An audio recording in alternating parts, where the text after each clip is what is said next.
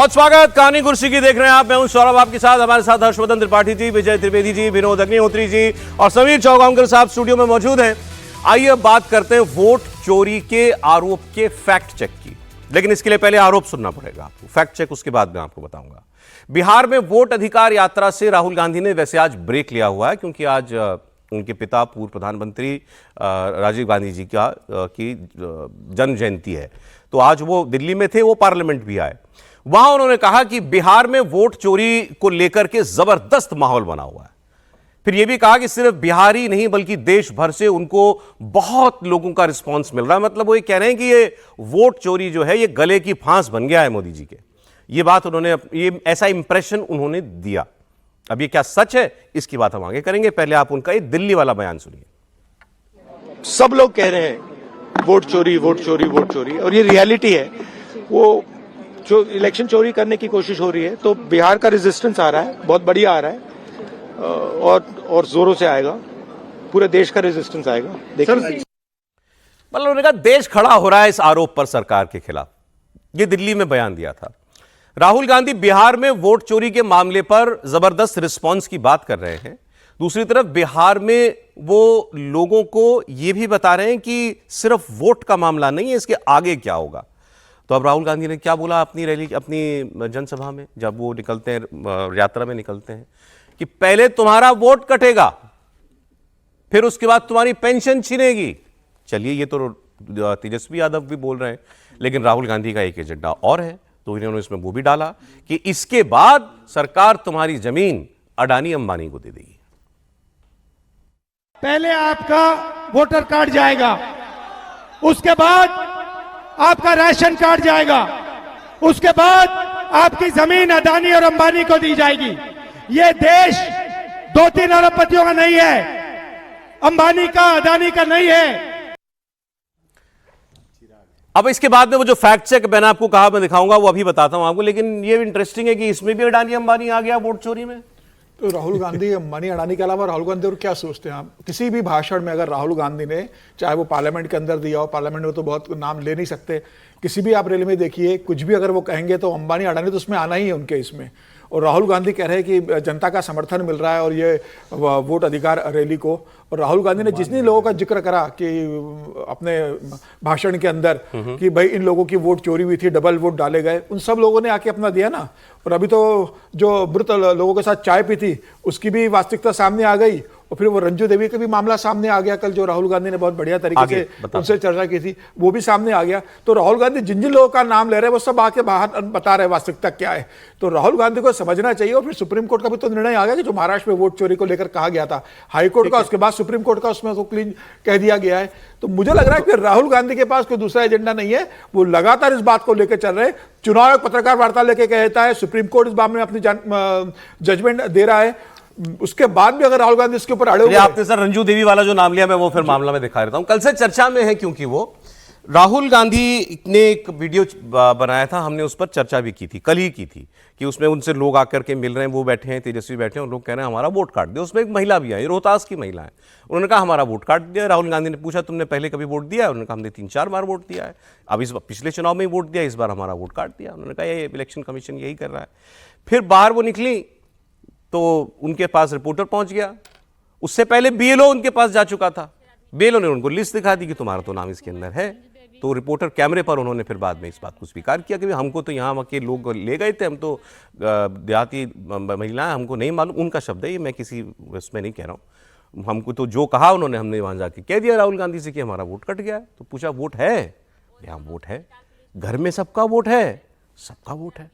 तो ये बिफोर और आफ्टर वाला जो इफेक्ट है वो देखिए आप।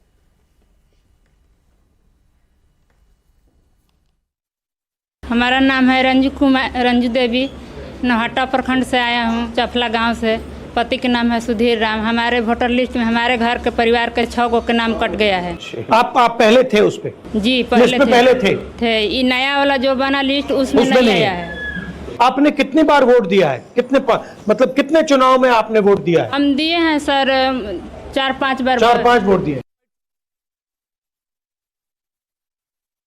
हमारा वार्ड जो है और पंच है, अरे वार्ड सचिव हैं, वो दोनों निकाल के लिस्ट लाए, उसमें हमको बोले आपको 6 आदमी के नाम नहीं है, चलिए वहाँ पर आ रहे हैं राहुल गांधी, तेजस्वी यादव, उनसे मिल लीजिए और अपना नाम जुड़वा लीजिए। इस पर हम बात करेंगे। अभी एक खबर इस बीच आई है, दिल्ली की मुख्यमंत्री रेखा गुप्ता के ऊपर जिस व्यक्ति ने हमला किया उसकी सीसीटीवी तस्वीरें सामने आई हैं कि इस शख्स ने 24 घंटे पहले वहां जाकर रेकी भी की थी।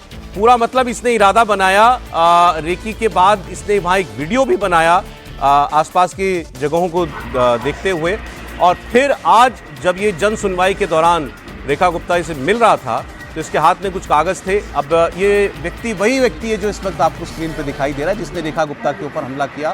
तो जानकारियां ऐसी आई हैं कि शायद ये गुजरात का रहने वाला है, इसका नाम भी सामने आया है, राजकोट का रहने वाला है, लेकिन ये वहाँ था, वीडियो बना रहा है, लोगों से बात भी कर रहा है। तो मतलब मुझे कहाँ जाना है, वहाँ क्या माहौल होता है, पुलिस वगैरह कैसे होती है, सब कुछ इसने देखा।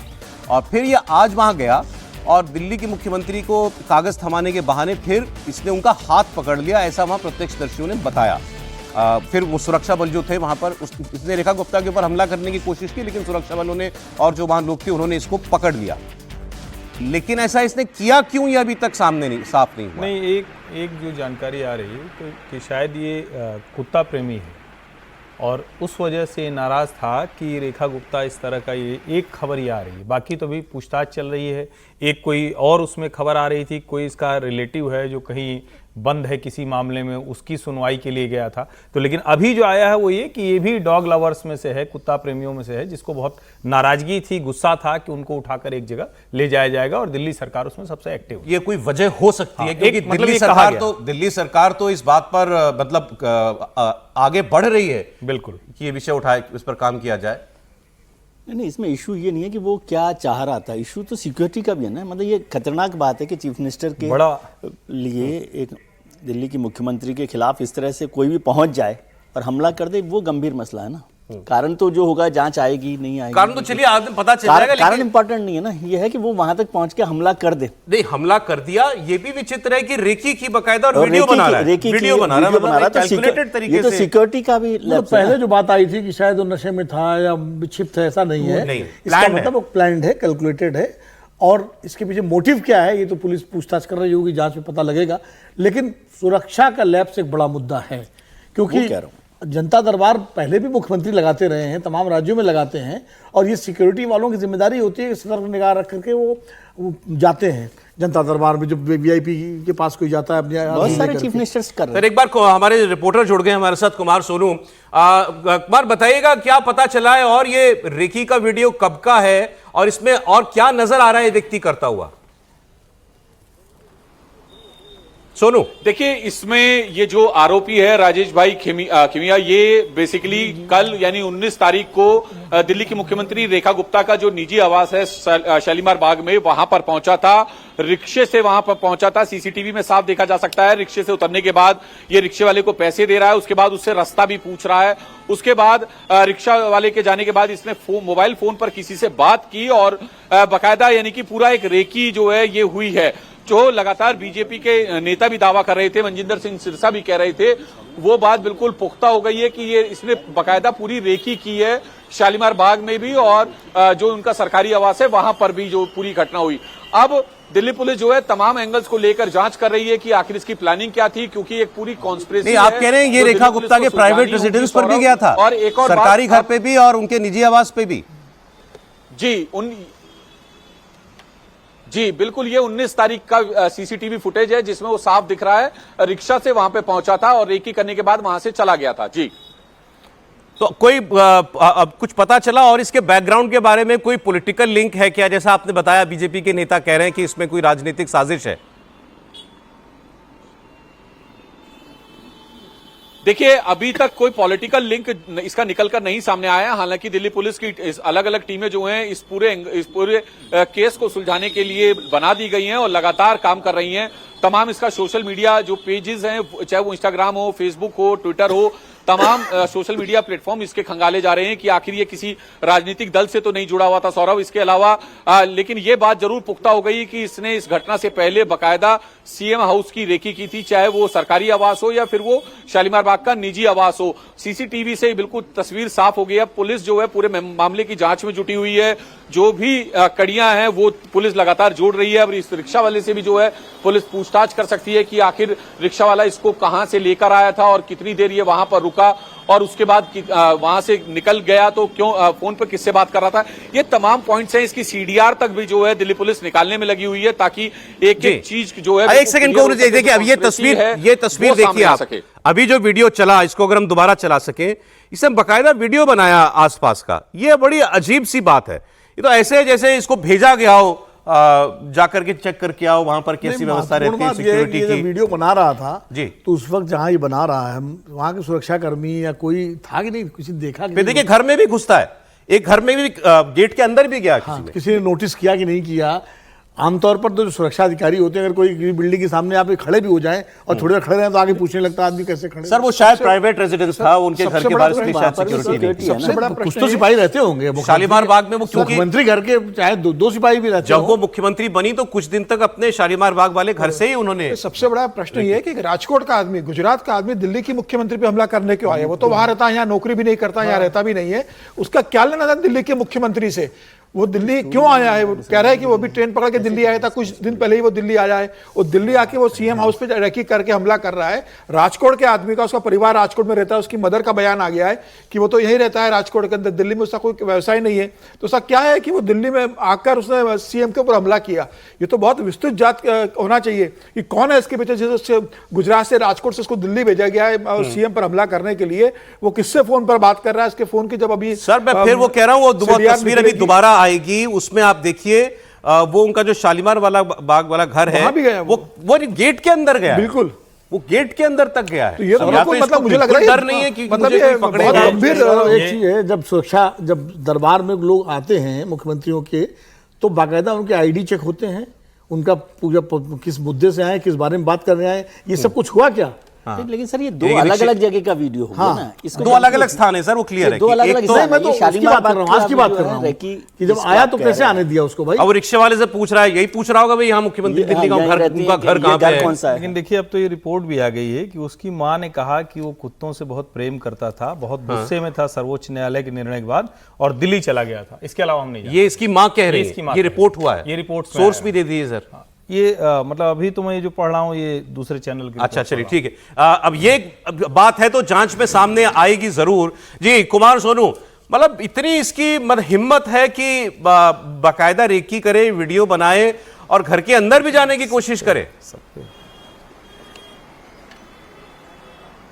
देखिए बिल्कुल ये एक गंभीर मामला है। जिस तरीके से इसने बकायदा पूरी रेकी की सौरभ, और मोबाइल पे फोन पे बात करता दिख रहा है। जो हमारे पास अभी खबर आ रही है दिल्ली पुलिस के पुख्ता सूत्रों से हमें पता चला है कि दिल्ली पुलिस ने अब इसकी सीडीआर निकाली है, यानी कि कॉल डेटा जो रिकॉर्ड होता है वो निकाला है ताकि ये पता लगाया जा सके कि घटना से पहले ये कहां गया और इसके साथ साथ इसने किस किस से बात की और क्या बात की।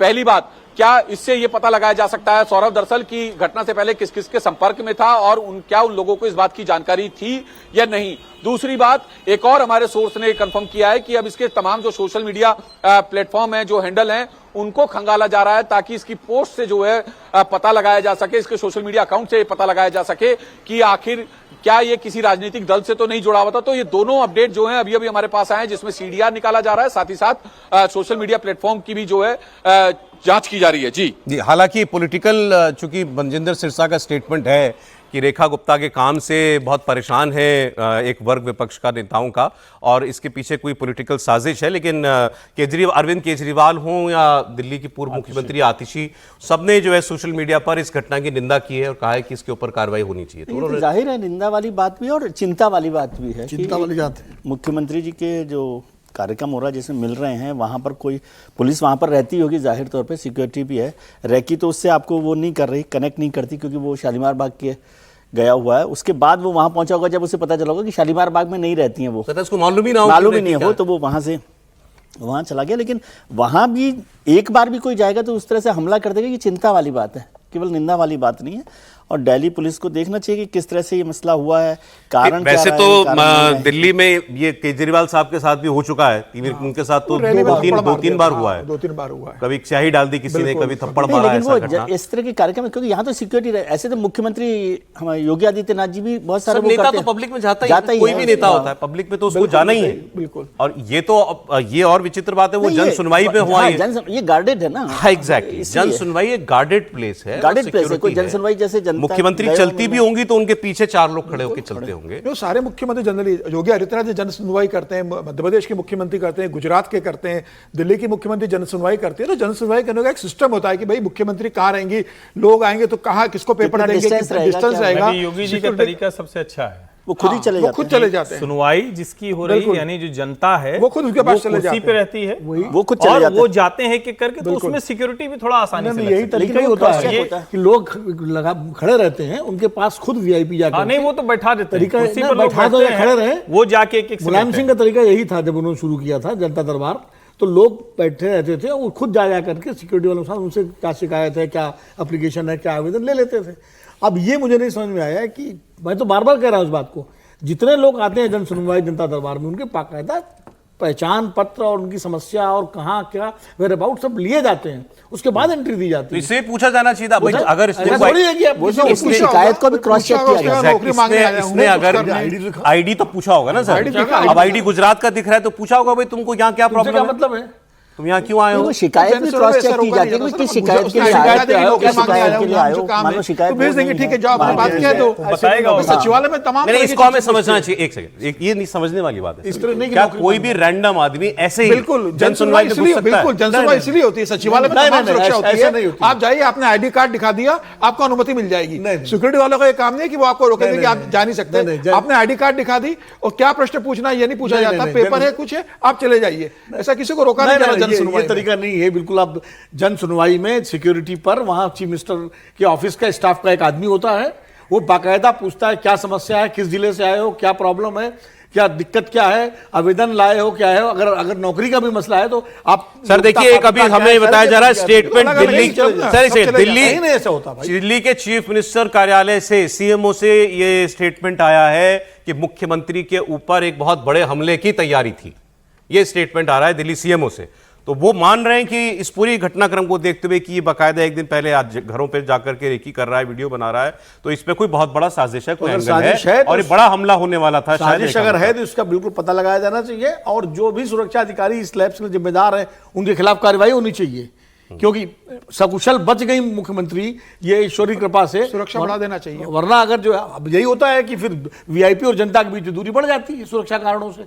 लेकिन रेखा गुप्ता के कार्यकाल में ऐसी कोई विवाद, कोई कुछ नहीं, कंट्रोवर्सी विवाद ऐसा नहीं है। कुछ भी नहीं है। मुझे लगता है कि सीएम ऑफिस को, मतलब अगर कोई साजिश निकले तब ये सब आना चाहिए, इतना एग्जिग्रेट It's नहीं too करना जल्दी नहीं आना early, it's चाहिए। too आप early to say. लोकतंत्र में हाँ, हैं, it's too और early to say. इतना अतिरेकी बयान अगर मुख्यमंत्री कार्यालय से आया, क्या इसके पास से कोई हथियार बरामद हुआ, क्या कोई ऐसा इसका कोई एक्ट रिवॉल्वर दिखा, निकाल कर तो इस नहीं तरह की कोई चीज दिखी? अगर वो नहीं दिखी तो आपको बचना चाहिए, बहुत गंभीर मसला है, मुख्यमंत्री की जान का खतरा हो सकता है, मुख्यमंत्री की जान पर ये एक तरह से कहें कि नियत उसकी वही थी। लेकिन जब आप कहते हैं कि सुनियोजित साजिश थी, तो इसका मतलब आप कहते हैं कोई प्लान्ड अटैक है। ये तो और पुलिस जो प्लान्ड बताएगी। अगर मैं अटैक है, एग्जैक्ट स्टेटमेंट है दिल्ली सीएम दफ्तर के बयान है, रेखा गुप्ता पर हमले की सुनियोजित साजिश थी। नहीं तो ये तो Exact इंटेलिजेंस statement। रिपोर्ट की बात पुलिस कहा जा बताएगी सकता है जांच ना, करके। बड़े हमले की तैयारी थी, ये भी कहा इंटेलिजेंस गया। रिपोर्ट ने कहा है क्या ऐसा? क्या ऐसा है, मतलब कैसे पता लगा? मतलब जो हुआ है उसकी तो चिंता करनी चाहिए, मतलब मैं तो उसको चिंताजनक माना हूं, लेकिन क्या इंटेलिजेंस रिपोर्ट ने ऐसा कहा है सीएमओ को? विजय जी आपको याद होगा, इसका विजय मतलब तो जी, ये हुआ ना कि इंटेलिजेंस रिपोर्ट ने इसको वो किया। विजय जी आपको याद होगा राजीव गांधी पर राजघाट में गोली चली थी, कट्टे से फायर सर मैं हुआ था। सीएमओ का स्टेटमेंट याद है? पढ़ रहा हूं, दिल्ली मुख्यमंत्री के दफ्तर का स्टेटमेंट है। दिल्ली की मुख्यमंत्री श्रीमती रेखा गुप्ता पर हुआ कायराना हमला एक सुनियोजित साजिश का हिस्सा है। शालीमार बाग स्थित मुख्यमंत्री आवास से प्राप्त सीसीटीवी फुटेज से यह स्पष्ट हुआ है कि हमलावर ने इस हमले की तैयारी कम से कम 24 घंटे पहले से शुरू कर दी थी।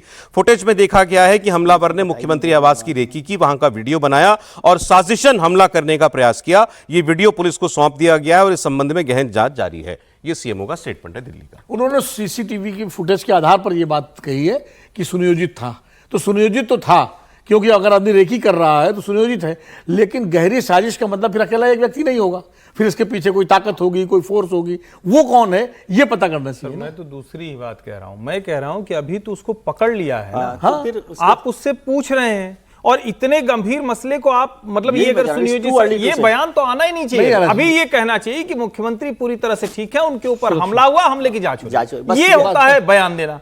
अब आप कह रहे हैं कि सुनियोजित साजिश है, बड़ा हमला होने वाला था, ये थोड़ा हम ये क्यों मान रहे हैं कि सीएमओ को नहीं मालूम कि इसके पीछे पुलिस ने जांच में जो कुछ पता किया होगा, हो सकता है उनको मालूम हो, लेकिन उसके पहले बयान नहीं देना चाहिए। अब तक तो ये सब कुछ उगल चुका होगा ना पुलिस के सामने। तो पुलिस देगी ना, तो कह रहा हूं ना, पुलिस बताएगी ना, ये बचाना चाहिए।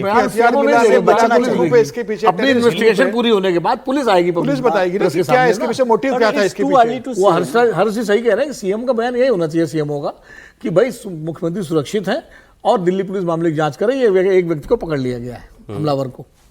इतना फैक्चुअल यही है। आप कह रहे हैं वो साजिश वाली बात पर केवल ये सीसीटीवी फुटेज के आधार पर पहुंच, इसी आधार पर ये रेकी कर रहा था, सुनियोजित तरीका यही है। वो तो हम लोग भी कह रहे हैं कि भाई, मुझे लग रहा है कि वो वहां चला गया, उसको पता ही नहीं था कि सीएम रहती कहां, जिस तरह से वो वहां पर सीएमओ का बयान वैसे ही जैसे मनिंदर सिंह सिरसा का बयान आ गया था। बेसिकली वो वैसे ही बयान है, एक मतलब उसको बड़ा चढ़ा के बताने का बयान है।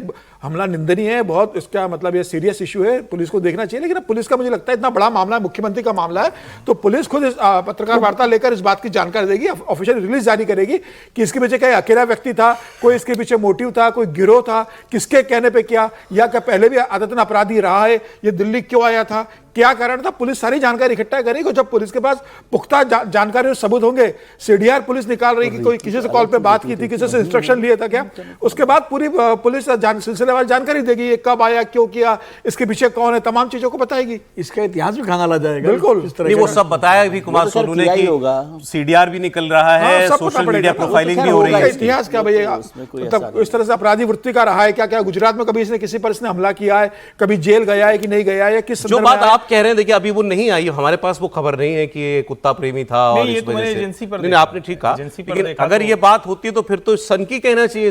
मानसिक स्थिति कैसी है भी चेक होगा ना, मेडिकल भी चेक होगा। हम अभी तक ये बात ऑफिशियली नहीं आई है, आ जाएगा। मेरा मानना है क्योंकि मुख्यमंत्री वो बात ज्यादा ठीक है, किसी भी स्थिति में बहुत गंभीर है, और आप जब ये कह देते हैं ना सुनियोजित साजिश है, तो दूसरे लोगों के लिए भी बड़ा दूसरे तरह का माहौल बनता है। तो मेरा ये मानना है कि इस पे बयान इस तरह का नहीं आना चाहिए, और जब दिल्ली पुलिस कहे तो फिर प्रमाण के साथ बताए, उसको पकड़ के लेके आए। इंतजार, अभी दिल्ली पुलिस के स्टेटमेंट का इंतजार हमें भी है।